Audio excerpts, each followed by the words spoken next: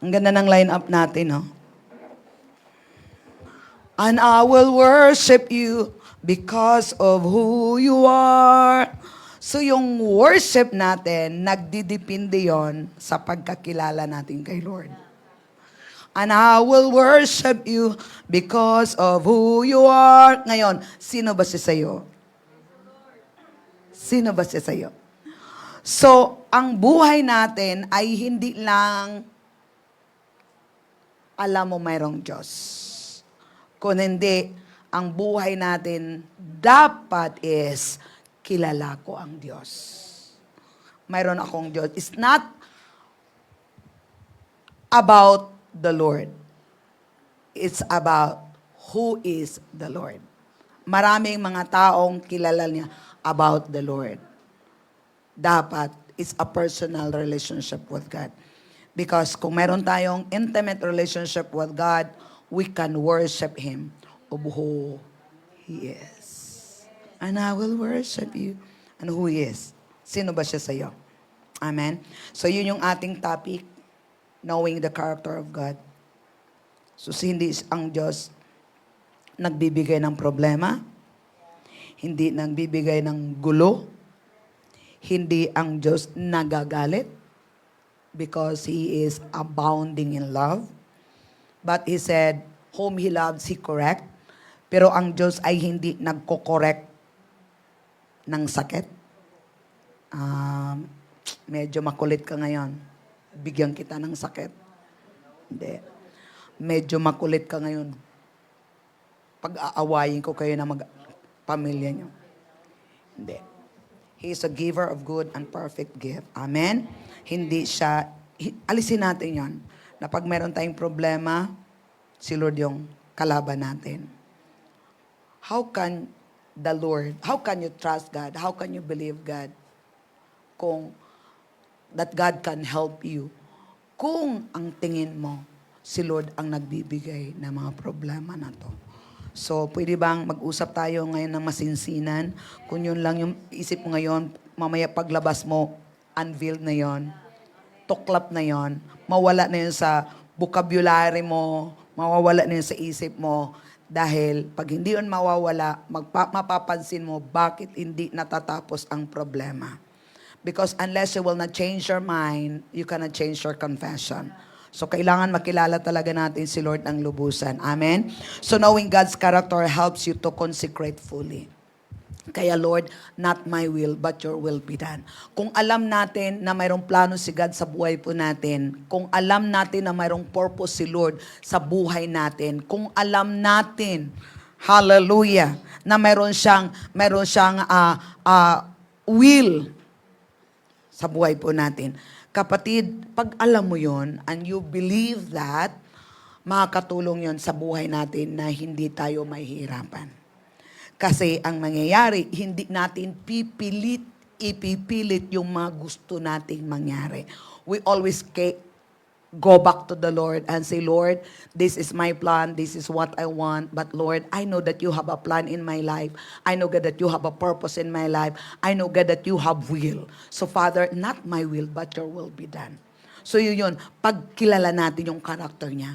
So, papasok tayo lagi doon sa consecration. Kaya pag hindi mangyayari yung gusto natin na ina-expect natin, maaalis tayo doon sa depression. Maaalis tayo doon sa frustration kasi alam natin na mayroong plano si God sa buhay natin. Hindi mayon nangyayari dahil mayroong magandang plano si God sa buhay po natin. Kaya masasabi natin yung lagi yung Romans 8:28 that all things work together for good to those who love the Lord. Amen? Because if we really love the Lord, we obey God. So, hindi siya perfect na pag tayo'y sumusunod sa Panginoon, walang mga challenge. The more na merong challenge kasi meron tayong kaaway. Di ba? Napag-aralan natin last week na yung kaaway natin, yung salita ng Diyos na nakawin sa atin. So ayaw ni Satan na magpa-prosper yung word sa buhay po natin. Ayaw ni Satan na lakaran natin yung word of God sa buhay po natin. So yun talaga yung battle at tutuloy yun. The real battle is the word of God. Amen? The truth and the lies. Yun lang naman talaga, truth and the lies. Kaya, pag hindi natin alam ang Word of God, lack tayo ng knowledge of Word of God. So, ang paniwalaan natin, ito yung lies, kasi ito yung nakikita natin eh. Ang Word of God, ano siya eh, unseen eh. Ano bang makikita mo dito sa papel? Diba? But if you will not believe talaga, hindi mo siya makikita kasi yung believing natin is in the Spirit. Sa mundo natin, mas paniwalaan natin yung mga nakikita na natin. Kasi yung parang it seems it's real, pero hindi siya real eh. Hindi siya real. I mean, yun lang yung fact, pero yung real talaga yung word of God. Okay, so kailangan natin ng consecration. So tingnan po natin sa Matthew 26:36 to 42. Tingnan natin. Ito si Jesus. Matthew 26. Say hallelujah. Hallelujah. Pag sinabi yung hallelujah, buhay kayo. Go, Pastora. Then Jesus came with them to a place called Gethsemane and said to the disciples, sit here while I'll go and pray there. Okay, may purpose. Pray. Okay, next verse. And he took with him si Peter and the two sons of Zebedee, and he began to be sorrowful and deeply distressed. Next. Si Jesus ito ha. Then he said to them, my soul is exceedingly sorrowful. Ano yung soul? Yung mind, will, and emotion. Exceedingly sorrowful even to the death. Stay here and watch with me. Tingnan mo, sa kabila ng sitwasyon ni Jesus, si Jesus na ngayon eh. Oo nga, si Jesus na ngayon. But you and Jesus is the same. Amen. Because Jesus is a man, 100% man, 100% God. He is God, He became man. So kung ano yung naramdaman ni Jesus, naramdaman natin. That's why He can relate us. He was exceedingly sorrowful, even to death. Stay here with me, here and watch with me. Next verse. He went a little farther and fell on his face and prayed, saying, oh my Father, it is possible. Let this cup pass from me. Nevertheless, not as I will, but as you will. So, anong ginawa ni Jesus? Merong trouble within. Kasi alam niya na, ito na yung panahon talaga. Kasi by revelation, alam niya, pupunta siya sa cross eh. It's by revelation. So, ito na yung oras na to, naramdaman niya, ito na yung oras na to. So, nung ginawa niya, hindi siya nagwawala. Damo na pumunta siya sa prayer, Lord, kung maaari lang, alisin mo to, saro to, pero Lord, alam ko, not my will, but your will be done. Pero tayo nang ginagawa natin, kahit magulo na, kahit alam mong hindi tama, pinipilit mo pa rin. Kaya bukas makalawa, wala din. Pero sa kabila ng mga challenge, Lord, not my will, but your will be done. So saan talaga dapat tayo pupunta? Manalangin. Commune with God. Talk to God about your situation dahil alam niya. Siya lang ang nakakaalam. Ako lamang nakakaalam ng mga panukala para sa iyo. So if you come to God, sinabi niya, call to me and I will answer you and tell you the unsearchable things which you do not know. Ngayon, ang ginagawa natin, mas magaling pa tayo kay Lord. May tayong dumiskarte. Kaya nangyari, ikaw tuloy yung na-diskarte. But as you will, next verse. Then he came to the disciple and found them sleeping. And said to Peter, what? Could you not watch with me 1 hour? Kaya kapatid, ito yon. Sabi nung ano yung pastora? Lalo na pag may problema kayo, maghanap kayo yung mga gising na Kristiyano. Huwag yung mga tulunggis na mga Kristiyano. Talo talaga kayo.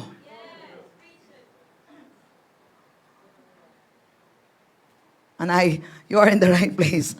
Yung mga bago ngayon, you are in the right place in the right time, doing the right people, doing with the right thing.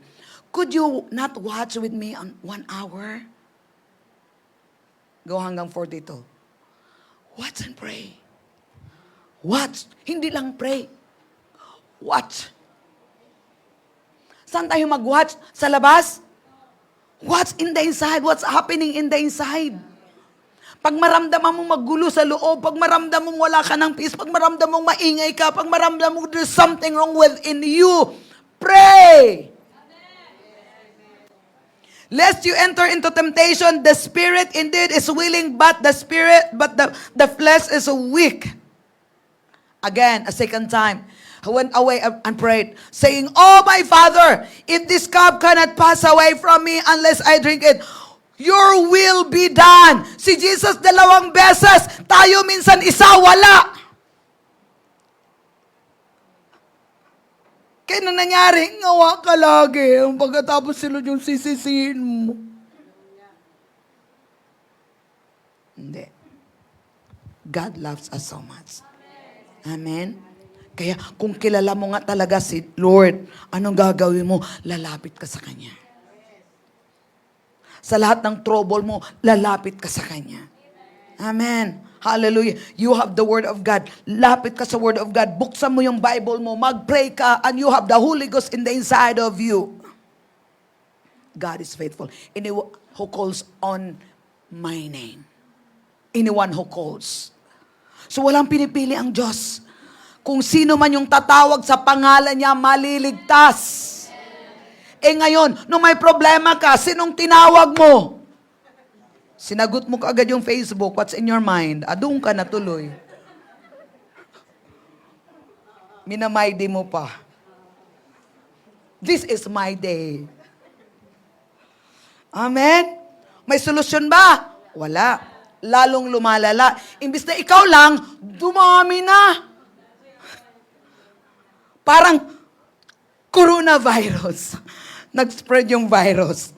Amen? So, hindi yung dapat natin gagawin. Consecrate yourself before trouble or temptation come. Consecrate. Kaya yung calling natin dito lagi, pray, pray, pray. We need to pray every day. Amen. Kasi kung hindi tayo mag-pray, sino ngayon kausap mo? Paano ka i-guide ni Lord? Sinabi ni Lord sa Proverbs 3:5, trust in the Lord with all your heart and do not lean with all your understanding. In all your ways acknowledge Him and He will direct your path. Pakibukas nga Ate Ana sa Tagalog please. Proverbs 3:5-6. Dito tayo, kailangan natin talaga ma-educate tayo. Magtiwala ka ng buong puso sa Panginoon at huwag kang manalig sa iyong sariling karunungan. Minsan kasi dito tayo sumisimplang kasi mas marunong pa tayo kay Lord. Ang bagal mo kasi Lord eh. Tayo parang dami nating diskarte kaagad. Anong sumasagi sa isip natin? Go na kay tayo. Akala natin yung solusyon, hindi. Magtiwala tayo ng buong puso. Ito hindi nguso, hindi isip. Next verse. Alalahanin mo ang Panginoon sa lahat ng iyong ginagawa at ituturo niya sa iyo ang tamang landas. Kaya nagkagulo-gulo yung buhay natin. Bakit? Trabaho lang tayo ng trabaho. Diskarte lang tayo ng diskarte na hindi natin inaalala ang Diyos. Amen? Pero pag nagpipray tayo, kinukomit natin ang lahat ng mga bagay. Anong gagawin? God will lead us. He will guide us. Kaya sinabi niya, ituturo niya sa iyo ang tamang landas. Kung tayo dito ngayon at kayo ngayon sa online, mayroon kayong problema, hindi nyo alam anong gagawin, ituturo ng Diyos sa iyo ang tamang landas para makakalaya ka doon sa sitwasyon mo. Paano niya ituturo kung ayaw mo namang magpaturo? Ha ha ha! Di ba simple lang?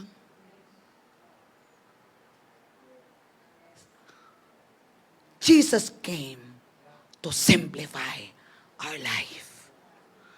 Pero nasa sa atin yun. Kung gusto ba talaga natin, religion is complicated. Relationship in Christ will simplify our life. Kaya hindi natin kailangan ng relihiyon. Hindi natin kailangan ng denomination.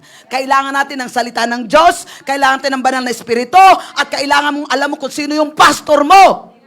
Dahil siya magtuturo sa iyo ng katotohanan at magpapalaya sa iyo at hindi ka na pagkukulangan ng lahat ng because the Lord will speak to you through your pastor. Alalahanin mo ang Panginoon sa lahat ng iyong ginagawa. Kahit sa mga damit. Alalahanin, Lord, anong ito susuot ko? God is, ano yun siya? Even the small details ng buhay natin, gusto niyang makikialam. Diba? At ituturo niya sa'yo ang tamang landas. Kaya hindi natin alam yung tamang landas, kaya nagugulo-gulo tayo. Ano nangyari? Kasi hindi tayo nagtatanong. Kaya nung hindi tayo nagtatanong, anong nangyari?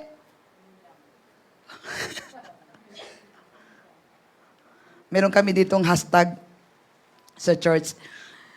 MSM. MMS? MMS. Magtanong, makinig, sumunod. Kaya pag hindi ka magtanong, marami namang nagtatanong pero hindi naman nakikinig. Nagtatanong nga pero program na yung isip niya. Kaya hindi naman makikinig. Kaya hindi ka talaga makasunod. Pero pag heart natin, magtanong ako kasi hindi ko alam. Yun yung heart. Magtanong ako kasi hindi ko alam. Magtanong ako kay Lord kasi hindi ko alam. Makikinig ka kasi hindi mo alam. May intention ka, bakit ka nagtatanong? Because you want help. Tapos susunod ka. Pero pag nagtatanong ka lang, program na, may desisyon ka na, gawin mo talaga yung nasa isip mo. Nakuha natin, sabihin mo sa sarili mo, ay sa akin pala.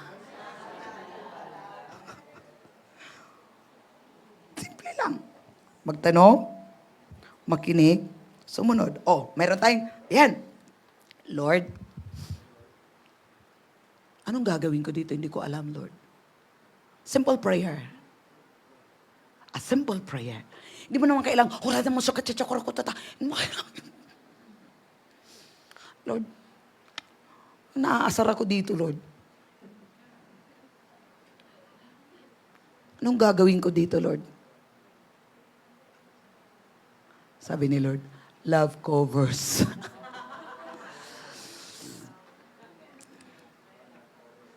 Oh, dahil bilhin ka sa scripture, love covers. Anong gagawin mo ngayon? Nagtanong ka. Sumunod. Lagi na lang problema sa finances, Lord. Malakay 3:10. Ibabalik ka ni Lord lagi sa scripture. Ngayon, ito yon. Once na open yung heart mo, and you ask the Lord, and the Holy Spirit is putting you into your remembrance the truth, the Word of God, you have to obey it. Once na hindi mo siya ino-obey, subukan mo. At least alam ko, subok mo na yun eh. Pagbalik mo kay Lord, ganun pa rin. Kaya bukas makalawa, ayaw mo na talagang bumalik. Bakit? Ganun pa rin sasabihin eh. Why? He's a loving God. He's a disciplinarian. Gusto niyang matuto tayong sumunod. Kaya yung dahilan, kaya yung mga taong iba, ayaw na. Bakit? Pabalik-balik na lang. Pabalik-balik na lang. Kaya binalik-balik kasi hindi mo ginagawa eh. Pero pag ginagawa mo na, hindi na siya babalik kasi ginawa mo na. Sabi mo, ganun pala. Oo. So truth, di ba? So Jesus consecrated himself before going to the cross. We need to consecrate ourselves before and after. Kaya kapatid, kung araw-araw tayo, we consecrate ourselves, Lord, not my will, but your will be done. Lord, I know, God, that you have a plan for me today, Lord God. Lord, thank you, God. Because we know God, di ba? Lord, salamat, Lord, sa plano mo ngayon, Lord. Lord, ito yung plano ko, Lord, but Lord, not my will, but your will be done. Lord, salamat, Lord, dahil niwala ako, Panginoong God, na nagtitiwala ako, Panginoong God. Ikaw yung source ko, Panginoong God, kaya naniwala ko, Lord God, na hindi mo ako pababayaan, Lord. Lahat ng pangailangan ko, Lord God, yung araw na to, Panginoong God, ay ibibigay mo sa pangalan ni Jesus. Yung testimony niya kanina, ang ganda. Nung hindi na siya nagtatrabaho, marami siyang pera. Nung nagtatrabaho siya, wala siyang pera. Bakit natuto siya ngayon magtawag ng pera? So why? She helped herself to believe in the Word. Amen? She used her authority pagdating sa finances. Nung nagtrabaho daw siya, lagi siya may problema sa finances. Nung hindi na siya nagtatrabaho, hindi na siya namumrema. Di ba baliktad? Kasi bakit? Pag ang trabaho mo yung source mo, mamumroblema ka talaga. The more you need money, the more you don't have money. Why? The more you pursue the money. But if you know that you need money, you seek God first and the money will come to you. Tandaan po natin, the money that you are seeking cannot give God. But God that you are seeking can give you money. Money cannot give you God, but but God can give you money. Pero tingnan mong ginagawa dito sa money. Kaya ayaw na nila kay Lord kasi money, money, money. Pero kay God ka, walang pera. God, alam kong hindi mo ako pababayaan. Look the difference. Amen? So it's important to make a quality decision once and for all to go all out for God and follow His plan for your life. Ano bang problema? A quality decision. Bakit dati ginagawa ko ngayon, hindi na? Kasi walang quality decision. Urong chat-chat-cha ka ngayon. Hindi chat-chat-cha. Keep moving forward. Kahit walang nangyayari, ngayon walang nangyayari, Lord, no. I believe, Lord. Alam natin, di ba? If you believe, 3 operation of faith, you believe, you speak, and you act. Kahit walang nangyayari, Lord, I am a tither, and I believe, Father God, that you are faithful, God. Lord, thank you, Lord God. The windows of heaven are open. You just speak the word of God. You just declare the word of God. Hallelujah. Oo, just yun. Because I believe the just shall live by faith. You just speak. Word just, the just shall live by faith. Yes, you just speak the word of God because you believe the word of God and the word will become flesh. So we need a quality decision. That decision will be an anchor to your soul to keep you in God's perfect will when the devil tries to bring his best temptation into your life to distract and deter you from the plan of God. You will stand. I'm strong in the Lord and in the power of His might. I am container of God's power. I have the authority of God. God said to me, whatever I bound on earth, it will be bound in heaven. Whatever I loose on earth, it will be loose in heaven. The word of God said, submit to the Lord, resist the devil, and he will flee from you. When the enemy tries to come, they will flee from you. Amen? Hallelujah. Sino nakasunod sa ating readings natin? Proverbs 1. Tingnan natin yung Proverbs 1, verse 35.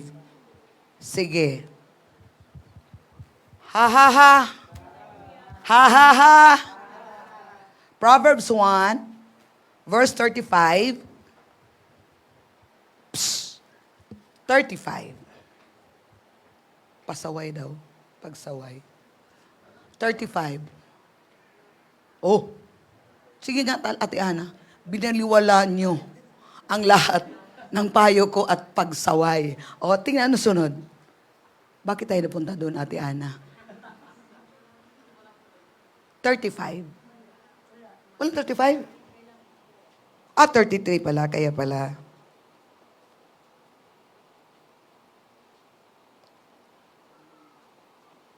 Sige, Ate Ana, maganda kayo. Sige, mukhang Holy Spirit yun ah. Sige. Next verse. Dahil binaliwala daw, pagtatawanan ko kayo kapag napahama kayo. Oh, God will laugh at our calamity.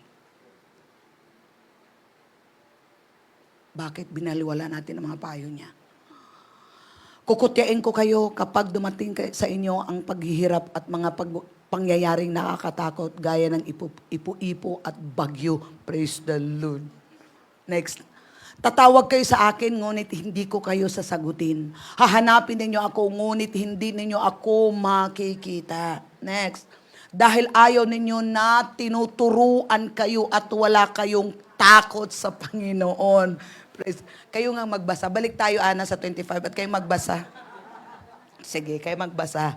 1, 2, ready, go. Basa!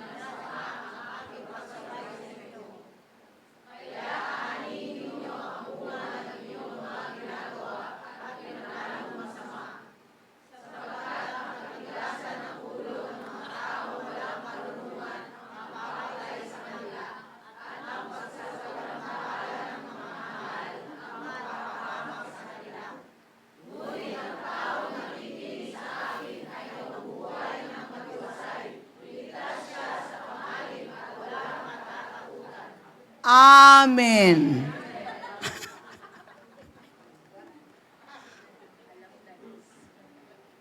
Liwanag, di ba? Ba't nagugulo yung buhay natin? Unang-una, hindi nagbabasa ng Bible. Tapos, hindi sumusunod. Tapos, pag may problema, si Lord ang sisisihin. Mahal tayo ng Diyos. Amen. And you belong to God. We belong to God. We belong to God. I have a revelation. Nagpray ako kahapon yun eh. Habang nag-antay ako sa matapos yung meeting namin kahapon. So nagpray ako 30 minutes. Focus sa family. Ura mo, sukulo mong gaya mga tsakara. Lord, Holy Spirit, help me. How do you want me to pray for my family? Oh, lamang sukura mo. Just waiting upon the Lord, praying, declaring. At nung malapit na akong matapos, I heard the Holy Spirit impress to me Psalms 24 verse 1. Nung binasa ko yung Psalms 24 verse 1, tingnan mo Ate Ana. New King James Version.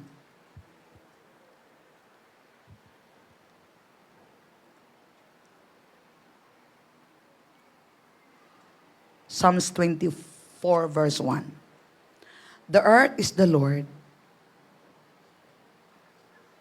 The earth is the Lord and all its fullness. The word and all those who dwell therein. Ba't yung ibang sa akin is ano? The earth belongs to the Lord. 24. Sa aking Bible. Sa Bible ko ba o sa...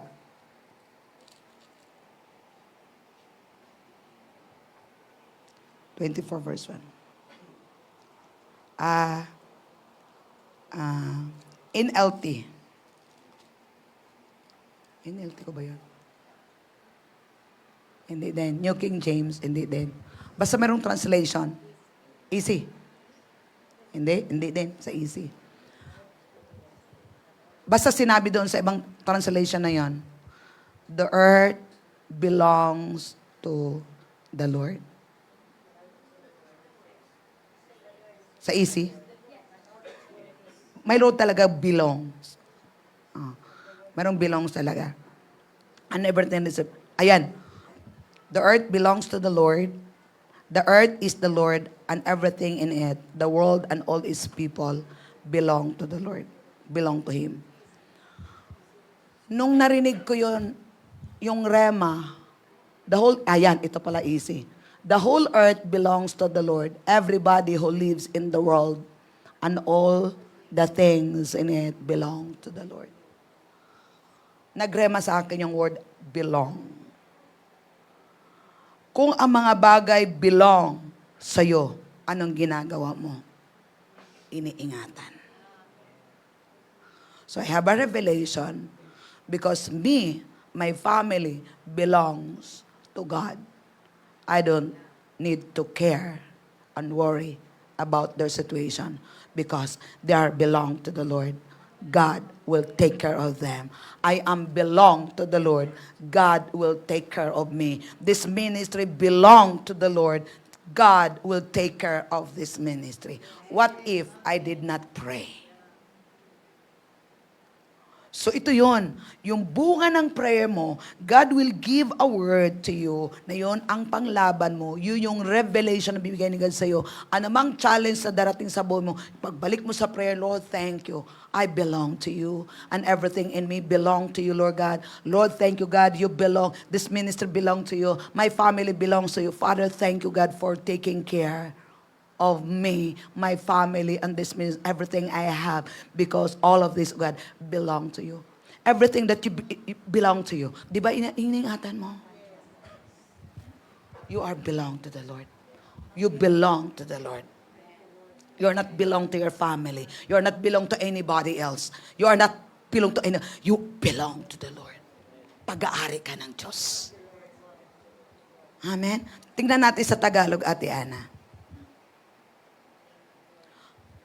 Ang buong mundo at ang lahat ng narito ay pag-aari ng Panginoon. Pag-aari ka ng Diyos. Kung ikaw ay pag-aari ng Diyos, hindi ka niya pababayaan. Hindi ka niya ipapahamak. Dahil ang pag-aari mo, ayaw mo ding manakaw. Kaya hindi ka ni Lord hayaang manakawan. Kasi pag-aari ka ng Diyos. Hindi hayaan ng Panginoon na magkasakit ka. Bakit pag-aari ka ng Diyos? Mayroon bang pag-aari ng Diyos na pangit? Mayroon bang pag-aari ng Diyos na hindi maganda? Pag-aari ka ng Diyos.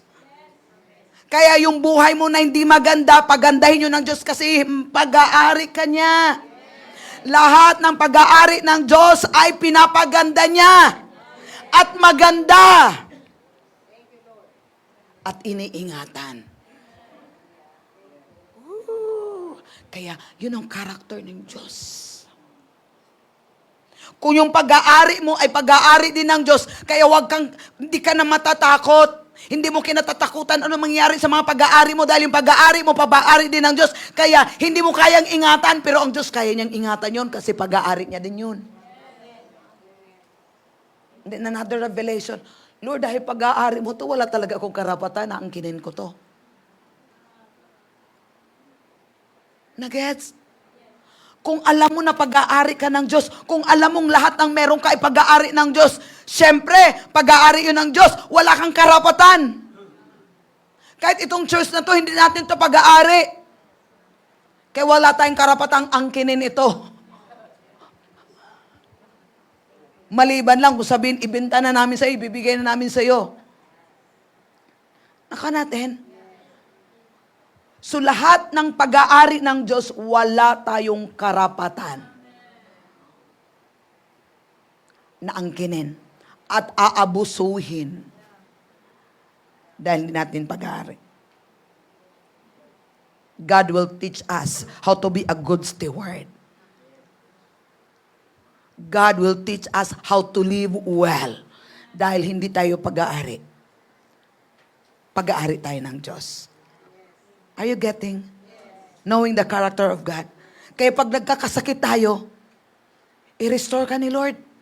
Bakit? Pag-aari ka ng Diyos. Amen? Ano man yung diagnose ng doktor sa'yo, ikaw may cancer ka, ikaw may high blood ka, yun yung diagnose sa'yo. Pero anong diagnose ng may-ari sa'yo? You are healed. You are restored. Amen. Hindi ka na mabubuhay habang buhay ka na ganyan yung sitwasyon mo. Anong sinabi ng may-ari sa akin? So, sino paniwalaan natin? Yung sinabi nila o yung sinabi ng may-ari sa'yo? Ito yun. Ang salita ng Diyos. Amen. So the area in your life that's not fully surrendered is the very area the enemy will use against you. Ano mang area sa buhay mo na hindi mo talaga totally 100% isinusuko sa Panginoon, yun yung area na yun na gagamitin ng kaaway sa'yo. Bakit? Hindi mo ipinagkatiwala sa Diyos. Parang, ako may-ari nito, ako may control nito. Pero kung ina-acknowledge mo na itong bagay na to, pag-aari ng Diyos, then you are giving God the legal rights to take care of that. And the enemy cannot touch you. Amen? Hallelujah. Doon sa Proverbs 1 kanina, sa Tagalog, sinabi niya, ako na lang magbasa. Sa New King James Version, sinabi niya dito, 33, but whoever listen to me will dwell safely and will be secure without the fear of evil. So, hindi ka talaga matatakot ngayon sa evil. Why? I belong to God. If you belong to God, you are God's property. Wow. No trespassing. Di ba? Yung may mga property na nakalagay doon. No trespassing. So, dahil ikaw ipag-aari ng Diyos, sinabi ni Lord, no trespassing. You put a fence of the blood of God surrounding you, around your life, around your family. No trespassing. The devil cannot come near you. Hallelujah. Because you are God's property. Doing the will of God and fulfilling His plan requires everything. Lord, basta dito lang ako, Lord. No. No partiality. Ayaw ni Lord ng partiality. Okay. Sino ba ito may mga asawa? Taas ang kamay. Ganun na si Jacob. Oh. Yung iba yung iba ayaw. Walang asawa. Okay. Sino dito nakaranas na ng relationship? Lahat, di ba? Okay, ito yun. Usapang totoo tayo ngayon. Okay. Kung ikaw may boyfriend or girlfriend, or ikaw may asawa, okay, you're couple. Pagkatapos ngayon, maramdaman mo, yung asawa mo ay partial lang yung pagmamahal. Ouch! Diba? Kunyari, si boyfriend mo, love na love ka talaga, love na love ka talaga. Ang sinabi niya, moon, ano yun? To the moon yung love mo. To the moon and back. Tingnan mo, hindi ko talaga alam yun eh. Narinig ko lang. To the moon and back yung boyfriend mo talaga, love na, tapos yung husband mo talaga, love na love ka talaga. Tapos ikaw, moon lang, walang back. Sige nga, anong maramdaman mo? Masakit. Yun ang naramdaman ni Jesus. Siya, mahal na mahal ka niya. Binigyan niya kanyang buhay, for God so loved the world that He gave His only begotten Son. Pero ikaw, kahit pag, hi Jesus. Wala man lang hi Jesus. Diba? Pero sinabi mo, hi Jesus, hi Lani. Diba? Wala man lang. Ano maramdaman mo? Ano maramdaman niya? Kay kapatid yun yung naramdaman natin. Ramdaman natin na hindi tayo secured. Naramdaman natin na may kulang. Naramdaman natin yung takot, may emptiness. Bakit? Hindi kasi natin binigay lahat. Hindi natin tinatanggap yung buong pagmamahal ng Diyos sa buhay natin. At we are putting something in replace doon. Kayo yung naramdaman natin. Pero once nasusubukan mo, ibigay mo lahat, walang natitira. Lahat. Without any reservation. Lord, I'm yours. Lord, here am I, Lord. Lord, I'm yours forever. Lord, I surrender everything to you, Lord God. I surrender everything to you. Lord, I give everything to you. Yung buong puso talaga, without any reservation. Lord, di baling wala sila, basta ikaw hindi mawawala sa buhay ko. Yung masasabi mo lang talaga, Lord, ikaw lang talaga, wala nang iba. Lagi kang laman ng isip ko, walang ibang hangad maliban sa iyo. Pero yung isip mo, kinakanta mo, pero yung isip, kumusta na kaya siya? Ikaw ang nais kong kapiling. Ikaw ang nais kong kayakap. Sa maghapon, sa magdamag, sa presensya mo. Walang pangangailangan sa presensya mo. Lubos ang kagalakan, ikaw lamang, Jesus, ang kasapatan. Yun yung totoo. Sa presensya niya, wala kang pangangailangan. Bakit? Sapat na ang Diyos. Sa presensya niya, lubos ang kagalakan. Kaya kumusta ka, sis? Eto.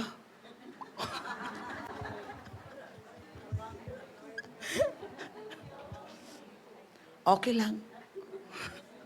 Obvious na obvious. Wala ka sa presensya ng Diyos. Amen? You can die and go to heaven and yet not fulfill the plan of God. Sayang. Sayang.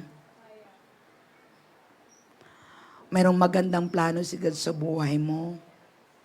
Tapos, nawala ka na sa mundo dito, hindi mo man lang nagawa. Bakit? Iba yung ginagawa mo. Amen? God save us. We are God's workmanship created in Him that we may the good work that God He prepared before us. Pakibukas nga Ephesians 2:8 to 10, please. Tingnan natin sa easy translation, Ate Ana, kung maganda ba doon. Maganda yung hindi ako nag-aaral ng scripture din eh. Yung tayong lahat maghuhulaan talaga anong meron doon. When you believe in Jesus, tingnan mo ha, when you believe in Jesus, God saved you because He is very kind.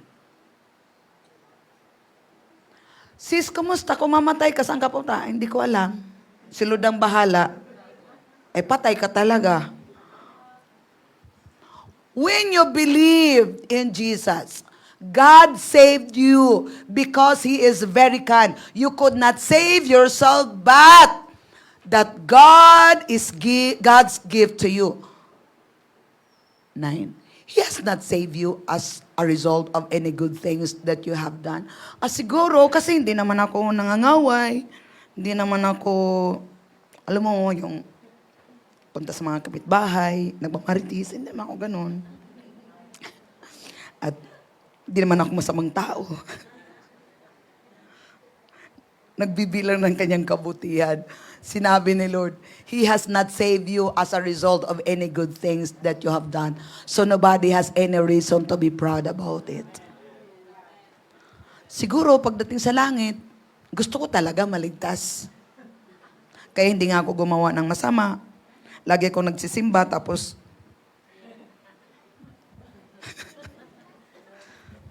nagro-rosary araw-gabi. Tapos pumupunta doon.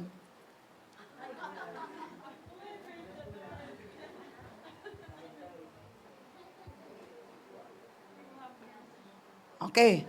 Obvious yun ha. O dito naman tayo sa hindi obvious. Ligtas ako kasi nasa church ako lagi. Nasa Holy Ghost ako lagi.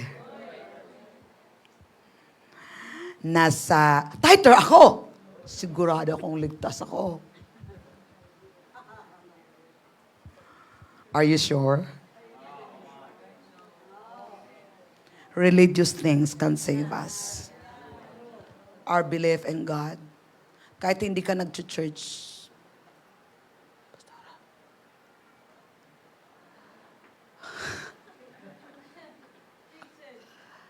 kaya hindi ka gumawa ng mabuti. Pero tinanggap mo si Jesus sa buhay mo at naniwala ka na ikaw ay anak, siya ay anak ng Diyos. If you confess with your mouth that Jesus is Lord and believe with all your heart that Jesus rose from the dead, died for you, and rose from the dead, you will be saved. It's your confession. Our salvation is in our mouth, in our heart and in our mouth. Okay, andito ka nga sa Holy Ghost. Andito ka nga, nagtatait ka nga, pero hindi mo man lang masabi talaga na si Jesus ay Diyos mo. You're not saved. Believe with your heart. Confess with your mouth that Jesus is Lord. You are saved. Next verse. It is God who has worked in us to make us what we are. It is God. Kaya napapansin mo, mayroong minsan discomfort. Kasi mga mali nating ugali dati, inaayos kasi ni Lord. Yung kakulitan mo dati, binago yun ni Lord. Kaya it is God who has worked in us to make us what we are. He has given us a new life because we are united with Christ Jesus. Dati hindi ka nag-church, ngayon nag-church ka. Dati hindi ka nagbabasa, ngayon na nagbabasa ka na. Dati hindi ka nag-pray, ngayon nag-pray ka na. Dati Netflix ka lang, hindi ka na ngayon, dito ka na ngayon sa preaching. Dati kung kanina mga marites sinasagap mo, ngayon hindi na. He has given us a new life because we are united with Christ. He saved us so that now we can do good things in our lives. Those who are good, those are good things that has already prepared for us. Kapatid, mayroon ng good things nakaprepare sa buhay mo. Kaya nung gagawin ni Lord, kailangan ka munang aayusin. Kailangan niya muna makilala mo siya. Tapos ngayon aayusin ka niya, babaguhin ka niya, para bukas makalawa, magagawa mo na. Anong pinapagawa? Hinahanda ni Lord sa iyong good work before the foundations of the world. The good work is waiting for you. Hi! Hi! Hi, Gian! Hi, Lani! Hi! Hi! Hi, Zion! Mag-roll call ako dito ngayon. We're not trying to do good works. The good work is already prepared, pre-arranged, before the foundation of the world. God is waiting for you. Kaya andito ka ngayon sa tiyan. Inaayos ka ni Lord sa tiyan mo. Galing ko ngayon. Inaayos ka. Yung kaluluwa mo, yung isip, yung pag-iisip mo, inaayos para marirenew yung mind mo. Ma-restore yun. Makikita mo, magkaroon ka ng revelation. Ay, ito pala, may plano pala si Lord. Oo, may bakit tatrabahuin natin. Kaya andito ako, pinadala ko ni Lord. Tutulungan kayo.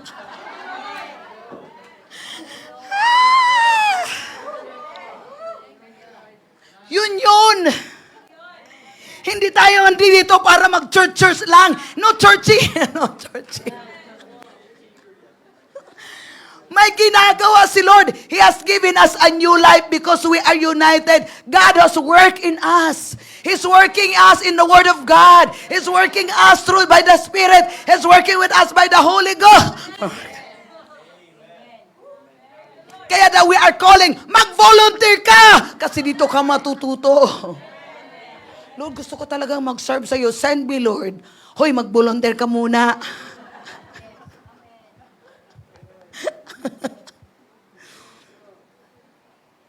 Ngayon, pag nag-volunteer ka na, ayun na yung mga ugali, naglalabasan na.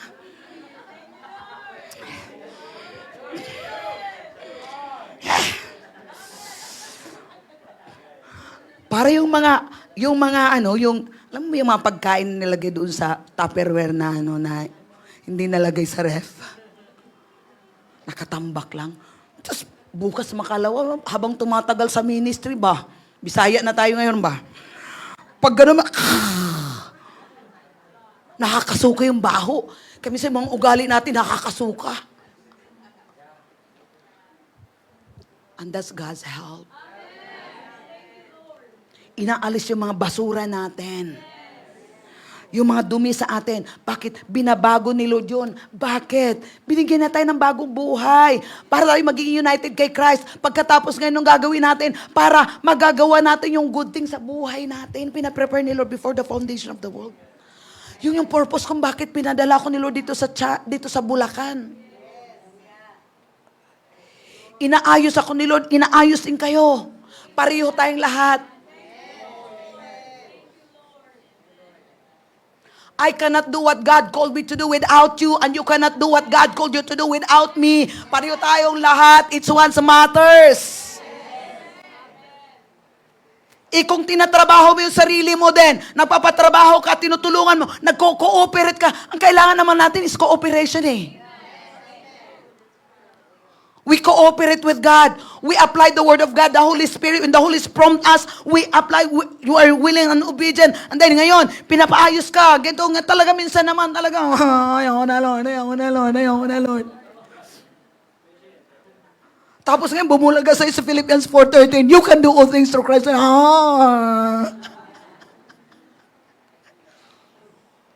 That's how He's helping us.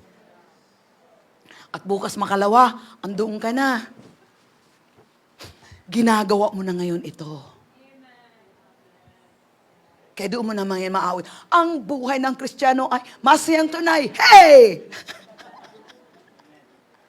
Kasi bakit? You are now fully satisfied. Apart from the plan of God, you will never experience a fully satisfaction. There's always missing. But if you follow the plan of God and do what God called you to do, mapapansin mo, you're satisfied. Secured, nothing to fear. Because in the plan of God, is shalom. Yeah, the plan of God is real. And it's not automatically done. And the plan of God is shalom. The word of God is our transportation into the plan of God. Gusto ko itong ano sa inyo lang. The word of God, ito.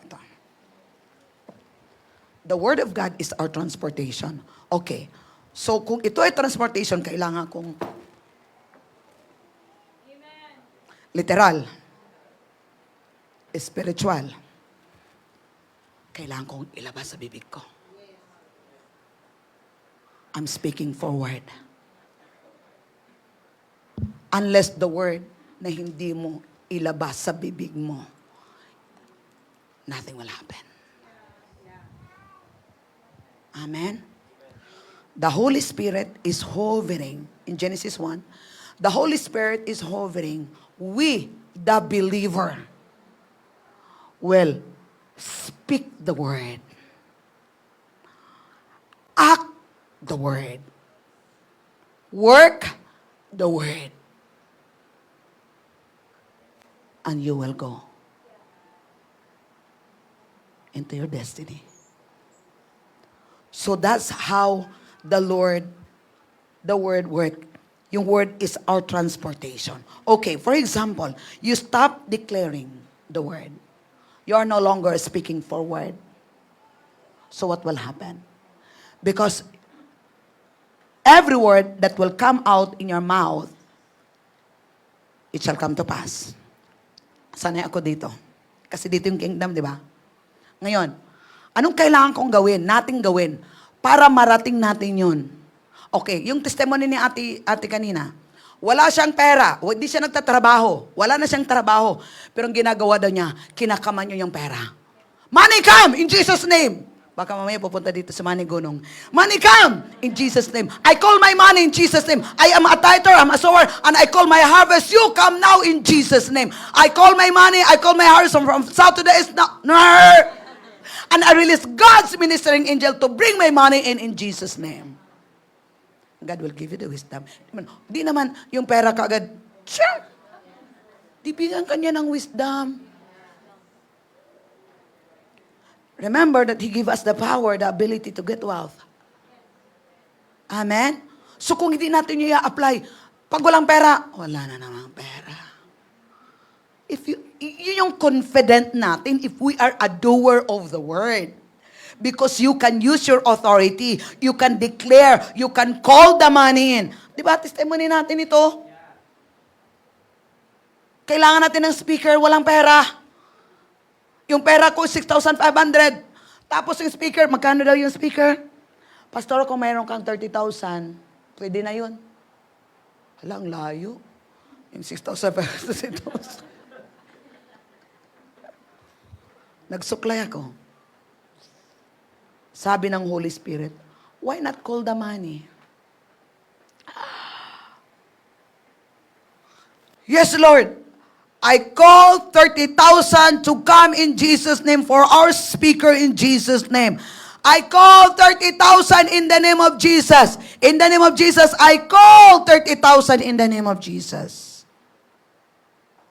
Tapos prayer meeting. I call 30,000. In the name of Jesus, you come now. Thank you, Lord. Thank you for 30,000 for our son, for our speaker in Jesus' name. Sunday, bumungad yung nanay niya. Pastora, mayroon nag-text sa akin, Pastora. Naghahanap ng church na pagtaniman. Tapos, 30,000. Pagkatapos, 2 church daw ang tataniman. Sabi ko, nanay, hindi! Hindi 2! Atin yan! Tayo lang yung 30,000. Huwag kang babayag na atin yun. Atin yung 30,000 na yun. Sige, Pastora. Sunday, ha? In less than a week. Monday, may pera na. Doon ako, pagbaran ko dito Wednesday. Andiyan na yung 30,000. Supernatural. Why? It's the Holy Spirit. There's wisdom. Ibibigay niya sa atin. Amen? Hallelujah. Why? He will provide everything para magawa niya anong pinapagawa niya sa buhay po natin. Ito yung kaganahan kay Lord. If you do His will, He will pay the bills. But if you do your will, you will pay all the bills. Ang tanong, afford mo ba? Hindi mo afford. Amen? Ang daming testimony dito sa church na to. Tatawag lang ng pera. Amen? According to the unction of the Holy Spirit. Because why? He's a God of increase. We're serving the Lord. We're doing His plan in our life. So, kailangan lang talaga natin. So, kailangan natin? Lay everything on the altar. We need to lay everything. Ibigay natin lahat. Ano may problema? Sige, meron pa. Last na lang. Mukhang favorite talaga ito ngayong season na to. Matthew 11. Sige, Tagalog, Ate Ana. Matthew 11:28 hanggang 30. Favorite natin to ngayon. Mukhang tinuturuan talaga tayo ni Lord. Sabi ni Lord, alam mo yung ngawak ko, Lord, hirap na talaga ako, Lord, hirap na lang, anong gagawin ko, Lord? Sabi ni Lord, sige, punta ka doon sa church, tuturuan kita. Matthew 11:28. Lumapit kayo sa akin. Sige, kayo magbasa. 1, 2, basa. Wait muna. Yung damdamin nyo, yung from the heart. Okay, 1, 2, basa. Lumapit kayo sa akin, kayong lahat na nahihirapan at nabibigatan sa inyong pasanin, at bibigyan ko kayo ng kapahingahan. Yan, pahinga mo na. Sino lahat dito nahirapan, nabibigatan? Ang sabi ni Lord, lumapit. Huwag matakot. Lumapit. Kasi paglapit natin, anong ibibigay niya? Pikat, parusa. Hindi, kapahingahan. So simple lang. Mabigat yung sitwasyon natin, yung buhay natin, lumapit kayo sa Diyos. We're talking about the character of God, okay? Lumapit tayo sa Diyos. Tapos paglapit natin sa Diyos, anong ibibigay niya? Kapahingahan. Okay, next verse. Basa.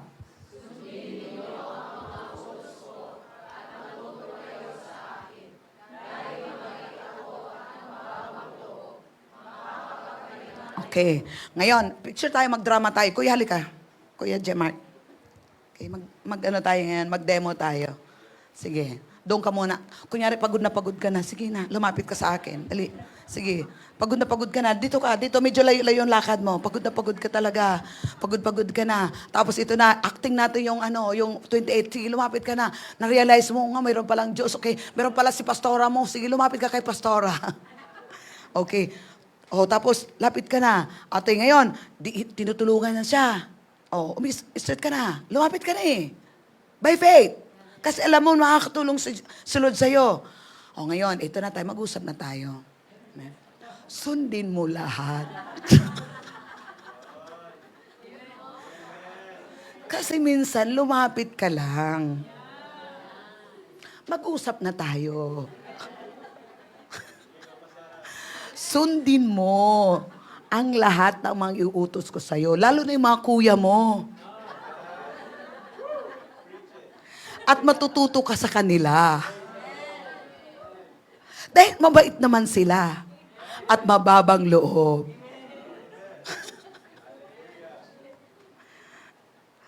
Di ba? Tayo lang kasi talaga nagkukumplikate ang buhay natin eh. O, tuturuan ka ni God ngayon.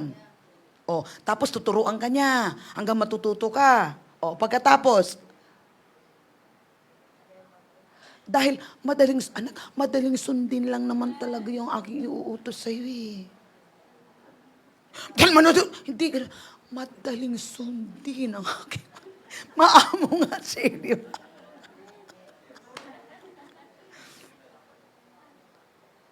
Maamo nga siya. Kasi sabihin niya, dahil anak, madali lang talagang sundin ang aking mga inuutos sa'yo. At magaan ang aking pamatok na ipapagawa ko sa'yo. Sino nagpapabigat? Sino nagpapahirap? Yung unang-una, hindi tayo lumapit. Lumapit ka, tapos nagsasalita pa ang silo, doon ka na. Pay attention. Kasi tuturuan tayo ni Lord. Tuturuan. Masakit kaya pagturuan. Kaya outs, outs, outs. Pero di, kailangan mo talaga. Kailangan mo talaga. Hindi, Lord, ayoko ng ganito eh. Sige, Lord, turuan mo pa ako. Kung mayroon pang kailangang babasagin sa puso ko, Lord, sige, basagin mo to, Lord. Okay lang. Oh. And along the way, all is well. Ang sarap mo ng hinga. Kumusta ka, sis? Ay, talaga, napakabuti ng pamputo na puro na buti ang Diyos. Hindi, okay lang. Now you can testify the goodness of God. Because you sit down with Him, you're listening to Him, and applying what He teach you. Kaya learn from me. Tingnan natin ate sa New King James Version. From the top, yung 28. Thank you, Kuya. Nakuha nyo? Okay. Kahit pagod na, okay lang. Lapit. Alam mo namang nakalapit ka na eh. Di ba? Come to me, all who are labor and are laden, and I will give you rest. Take my yoke upon you and learn. Learn. Kailangan talagang ma-learn.